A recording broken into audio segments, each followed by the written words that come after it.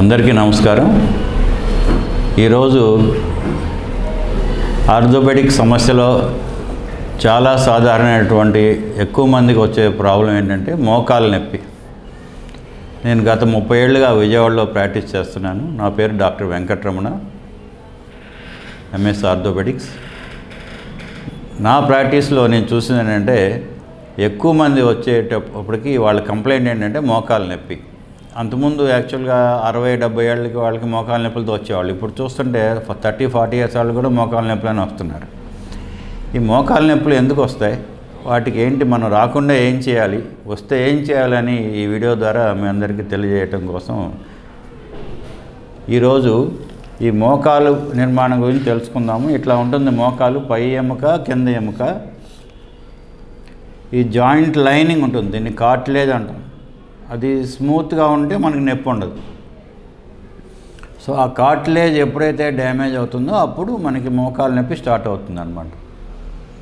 చూడండి, ఇట్లా కొంచెం కొంచెం మొట్టమొదటిగా స్టేజ్లో ఇట్లా కొంచెం కొంచెం డ్యామేజ్ అవుతుంది, స్టార్ట్ అవుతుంది. ఆ స్టేజ్లో కనుక మనం కరెక్ట్గా వైద్యం తీసుకుంటే మళ్ళీ ఆ కార్టిలేజ్ మళ్ళీ రీజనరేట్ అయ్యి గ్రోత్ అయ్యి మళ్ళీ నొప్పి అంతవరకు ఆగిపోయి మళ్ళీ నొప్పి తగ్గి మళ్ళీ నొప్పి రాకుండా ఉండేటువంటి అవకాశం ఉంది. మనం ఆ ఇనిషియల్గా వచ్చే నొప్పిని అశ్రద్ధ చేసి మనం జాయింట్ మీద లోడ్ వేయటం మొదలుపెట్టి అన్ని పనులు చేయటం మొదలు పెడితే మొత్తం అరిగిపోతుంది జాయింట్ అంతా, ఇలా కార్టిలేజ్ మొత్తం కొట్టుకుపోతుంది. అప్పుడు మనం ఏం చిన్న చిన్న వాటితోటి వీలవదు. అప్పుడు మనం మోకాలు జాయింట్ ఆపరేషన్, ఇట్లా జాయింట్ లైనింగ్ మార్చి కొత్త లైనింగ్ వేయాల్సి వస్తుంది. సో ముఖ్యంగా ఇప్పుడు ఈ వీడియో ద్వారా నేను చెప్పదలుచుకున్నాను ఏంటంటే, మోకాలు నొప్పి వచ్చినప్పుడు వెంటనే ఫస్ట్ మనం చేయాల్సింది ఏంటి, రెస్ట్ ఇవ్వాలి. ఏ పని చేస్తే నొప్పి వస్తుందో ఆ పని చేయకూడదు. అంటే మెట్లు ఎక్కితే నొప్పి వస్తుంది అనుకోండి, ఆ మెట్లు ఎక్కడం తగ్గించాలి.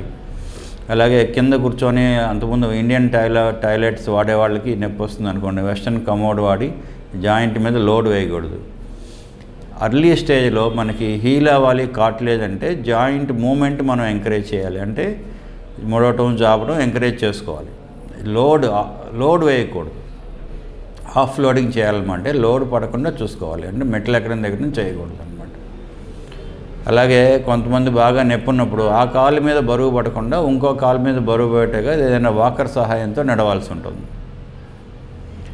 తర్వాత మెడిసిన్స్ వాడే కంటే ముందు కూడా నొప్పి వచ్చినప్పుడు మనం cold sponging, hot water bag sponging చేస్తే నొప్పి తగ్గే అవకాశం ఉంటుంది. ఏదైనా ఆయింట్మెంట్లు రాసుకోవచ్చు. అలాగే నొప్పికి ముందు ఫస్ట్ సింపుల్ ట్యాబ్లెట్ పారాసిటమాల్ వాడాలి. ఒకసారి బ్రూఫెన్, డైక్లోఫెనాక్, ఎసిక్లోఫెనాక్ వాడకూడదు. ఎందుకు వాడకూడదు అంటే స్లోగా ఈ డ్యామేజ్ ఎక్కువ జరుగుతుంది మనకి, వాటి వల్ల వచ్చే హార్మ్ఫుల్ సైడ్ ఎఫెక్ట్స్ ఉంటాయి. అలాగే కొత్తగా కార్టిలేజ్ సపోర్టింగ్ న్యూట్రిషన్ మెడిసిన్స్ వచ్చినాయి అన్నమాట. గ్లూకోజమైన్, కాండ్రాటిన్, అవి కూడా వాడుకోవచ్చు. ఏదైనా మనకి అర్లీ స్టేజ్లో వాడితేనే పనిచేస్తాయి. ఇప్పుడు లేటెస్ట్గా పిఆర్పి అంటారు, ప్లేట్లెట్ రిచ్ ప్లాస్మా అంటారు. అది 3 సార్లు మన బాడీలో ప్లేట్లెట్లు తీసి కాన్సన్ట్రేట్ చేసి జాయింట్లోకి ఇస్తారనమాట. ఇవన్నీ కూడా అర్లీ స్టేజ్లోనే ఉపయోగపడతాయి. వన్స్ స్టేజ్ దాటి పూర్తిగా అరిగిపోయినప్పుడు ఎటువంటి మనం వైద్యం చేసినా ఉపయోగం ఉండదు. సో అర్లీగానే మనం ట్రీట్మెంట్ చేయించుకోవాలి. ఇప్పుడు కొత్తగా మీకు ఆపరేషన్తో అవసరం లేకుండా మీకు తగ్గించేస్తామని చాలామంది అడ్వర్టైజ్మెంట్లు ఇచ్చి మోసపుచ్చుతున్నారు. అవన్నీ హంబగ్గు. ఒకసారి జాయింట్ కార్టిలేజ్ మొత్తం అరిగిపోతే దానికి జాయింట్ రీప్లేస్మెంట్ తప్పితే వేరే పర్మనెంట్ సొల్యూషన్ ఉండదు. మీరు వాళ్ళ మాటలేని ఆపరేషన్ అవసరం లేదు అని ఆ ఇంజక్షన్ చేయించుకున్నా దానివల్ల టెంపరీగా తగ్గుతుంది, కానీ పర్మనెంట్ ట్రీట్మెంట్ అయితే ఉండదు. సో వన్స్ మనం బాగా అరిగిపోయిన తర్వాత మీరు బాధపడాల్సిన అవసరం లేదు. జాయింట్ రీప్లేస్మెంట్ ఇప్పుడు చాలా ఫ్రీక్వెంట్గా జరుగుతున్నాయి, ఎంతోమంది చేయించుకుంటున్నారు రోజు. వాటిలో కూడా లేటెస్ట్ టెక్నిక్స్ వచ్చినాయి. మీ ఆపరేషన్ గురించి భయపడాల్సిన అవసరం లేదు. జాయింట్ రీప్లేస్మెంట్ అంటే సింపుల్ ఏం లేదు, మొత్తం జాయింటే మార్చరు, ఇట్లా లైనింగ్ మాత్రమే మార్చి కొత్త లైనింగ్ వేస్తారనమాట. వాటిల్లో ఇప్పుడు రకరకాలుగా ఉంటాయి. ఇదేమో ఈ లైనింగ్లో రకాలన్నమాట. ఇది కోబాల్ట్ క్రోమియం అంటాం, సిల్వర్ అనొచ్చు మనం లేమన్ టర్మ్స్లో. ఇది టైటానియం డైనైట్రైట్ అనమాట. ఇది అంటే ఎక్కువ కాలం మన్నిక ఉండటం కోసం. అలాగే ఇప్పుడు ఇంకా లేటెస్ట్గా సెరామిక్ నీ అని వస్తుంది, అంటే సెరామిక్ లైనింగ్ ఉంటుందన్నమాట. దీనివల్ల అంటే ఇంకా లాంగ్ టర్మ్ పనిచేస్తుంది, 25-30 ఇయర్స్ లైఫ్ ఉంటుందండి నీ జాయింట్ రీప్లేస్మెంట్. దాని గురించి అసలు లైఫ్ మనకి ఇప్పుడు చేయించుకుంటే అని ఉండదు. కొంతమంది మాకు 40 ఏళ్ళే కదా సార్, ఎప్పుడే బాగా అరిగిపోయింది, కానీ తొందరగా చేయించుకుంటే మళ్ళీ పూర్తిగా అరిగిపోతే ప్రాబ్లం అనుకుంటారు. కానీ 40-60 ఇయర్స్లోనే మీకు యాక్టివ్ లైఫ్లో బాధపడి తర్వాత ఎప్పుడో మాకు చేసుకుంటా ఉంటే ఉపయోగం ఉంది. అలాగే మనకి హెల్త్ బాగున్నప్పుడే జాయింట్ రిప్లేస్మెంట్ చేయగలం. బాగా ఓల్డ్ ఏజ్లో హెల్త్ బాగాలేనప్పుడు మనకు కావాలన్నా జాయింట్ రిప్లేస్మెంట్ చేయలేం. సో ఈ జాయింట్ రిప్లేస్మెంట్కి ఎప్పుడు వెళ్ళాలి అంటే మనకి భరించలేని నొప్పి ఉన్నప్పుడు మాత్రమే జాయింట్ రిప్లేస్మెంట్కి వెళ్ళాలి.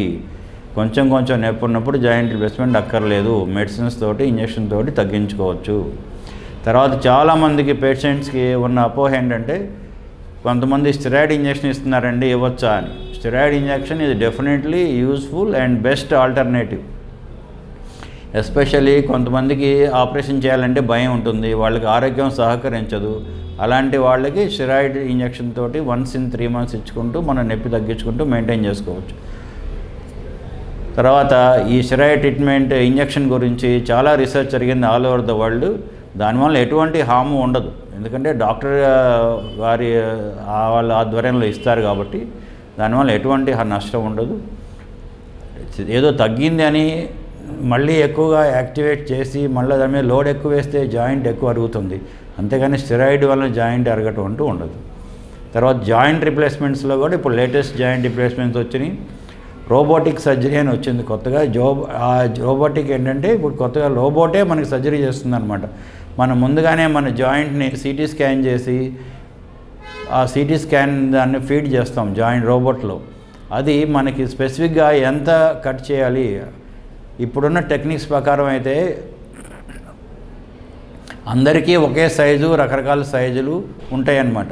2-3 సైజులే ఉంటాయి ప్రతి మనిషికి. కొంతమంది కాళ్ళు లావుగా కొంతమంది సన్నగా ఉంటుంది. అట్లాంటి డిఫరెన్స్ మనం ఇప్పుడు ఎగ్జిస్టింగ్ టెక్నాలజీ రాలేదన్నమాట. కానీ దానివల్ల రోబోటిక్ టెక్నాలజీ తీసుకొచ్చి మనకున్నటువంటి కాలు న్యాచురల్గా ఎలా ఉంటుంది, నార్మల్గా ఎలా ఉంటుంది, అలా మనం దాన్ని తయారు చేయొచ్చు అన్నమాట రోబోటిక్ టెక్నాలజీలో. కటింగ్ ప్రిసైజ్గా ఉంటుంది, లోపల బ్లడ్ లాస్ తక్కువ ఉంటుంది. తర్వాత ఫిజియోథెరపీ గురించి ఎక్కువ బాధపడకుండా, ఎక్కువ టిష్యూ డ్యామేజ్ ఉండదు కాబట్టి వేరే ఫిజియోథెరపీ అంత ఫిజియోథెరపీ నొప్పి అని భయపడాల్సిన అవసరం ఉండదు. పోస్ట్ ఆపరేటివ్ పెయిన్ తక్కువ ఉంటుంది, తొందరగా నడుస్తారు. సో ఇన్ని అడ్వాంటేజెస్ ఉన్నాయి రోబోటిక్ సర్జరీస్ తోటి. లేటెస్ట్గా ట్రస్ట్ జాయింట్ హాస్పిటల్ అని కొత్తగా జాయింట్ రీప్లేస్మెంట్ కోసమే ప్రత్యేకమైన హాస్పిటల్ స్టార్ట్ చేశాము. దాంట్లో రోబోటిక్ సర్జరీ స్టార్ట్ చేసి సక్సెస్ఫుల్గా ఎంతోమందికి రోబోటిక్ సర్జరీ ట్రీట్మెంట్ చేస్తున్నాము. అది కూడా మీకు అవకాశం ఉన్నప్పుడు దాన్ని కూడా ఉపయోగించుకుంటే మీకు కూడా ఉపయోగంగా ఉంటుంది.